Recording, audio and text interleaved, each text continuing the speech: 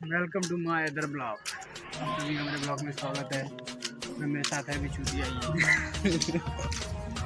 Hello guys, मैं आज अपने गांव में अब दिखाता हूँ। मैं अभी जिस स्कूल में पढ़ता था छोटे में, वो स्कूल दिखाता हूँ आपको। देख सकते हैं ये है स्कूल जिसमें हम लोग पढ़ते थे, छोटे छोटे थे। तो अब तो जिम्मेदारी आ गई है घर की, नहीं तो इसी स्कूल में पढ़ते थे हम लोग।